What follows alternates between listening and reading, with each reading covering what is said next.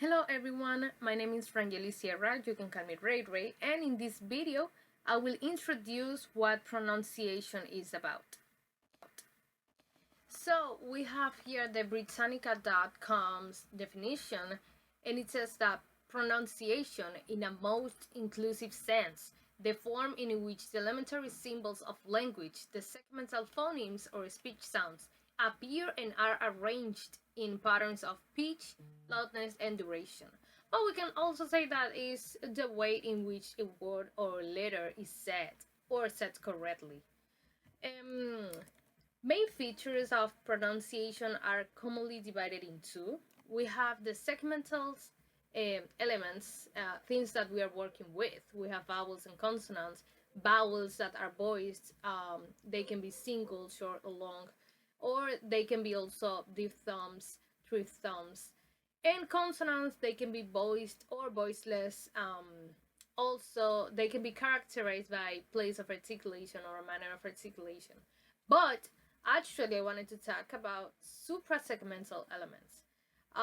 Something that we need to have clear is that we should not mix up the terms. We have pronunciation, and part of it is intonation, tone, stress, linking, rhythm, pitch. And when we complete a pattern, we get an accent.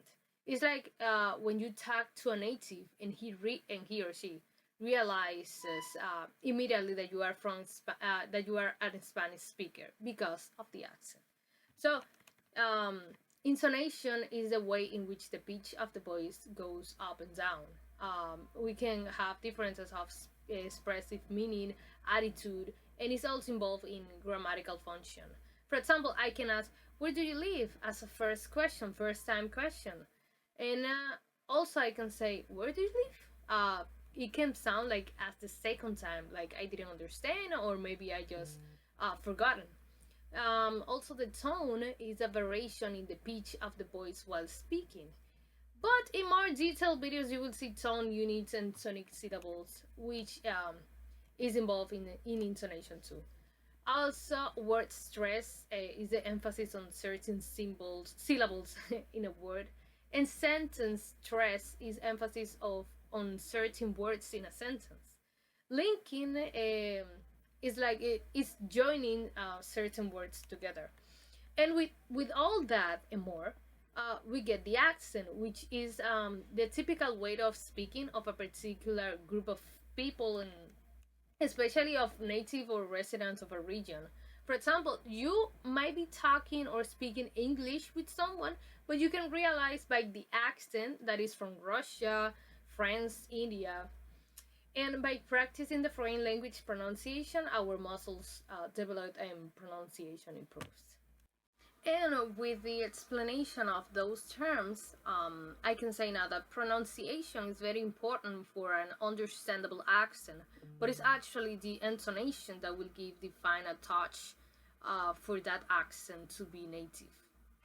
Now I have some examples, same words, different pronunciation within languages. The first one is with television, television in English, and televisión in Spanish. The second one is fiancé in English and fiancé in French. So as you can see, these stressed syllables are different or placed different, and mostly in French, you must pronounce the stressed syllable at the end. I have a question for you. Is a word which is pretty similar within those three languages. I'm going to pronounce each. You must say which language belongs to by the pronunciation. So I'm going to say all three. The first one will be original, original. The second one, original, original. And the third one, original, original. And the answer is that the first one is French, then English, and Spanish. So, what is stress about? In phonetics, is the intensity given to a syllable of speech by special effort in utterance, resulting in relative loudness. So a stressed syllable has a longer, louder, and higher sound than the other syllables in the word. And the only fixed rules for this is that one, words can only have one stressed syllable, and two, the stress is always on a vowel. So we have examples with one sound words, for example, good, pay, and book. And the other one would be more than one sound but one stressed syllable. For example, we have hospital and education. Now, when we talk about intonation, we say that in phonetics is a melodic pattern of an utterance. It conveys differences of expressive meaning like surprise, anger, or delight, and it can also serve a grammatical function. So let's say it's a feature of pronunciation in how our voice rises and falls when we speak.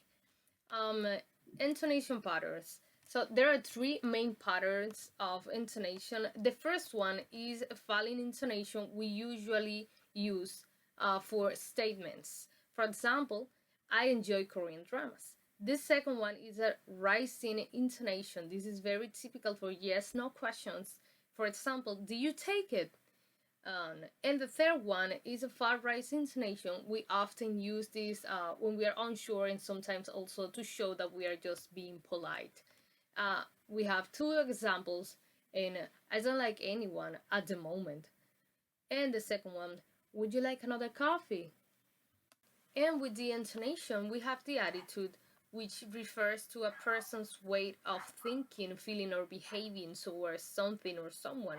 So, in the context of communication, attitude influences how we express ourselves verbally. So, what is important is that influences the intonation while speaking. For example, we can say of course with different emotions. I can say of course, like I am happy to help, happy.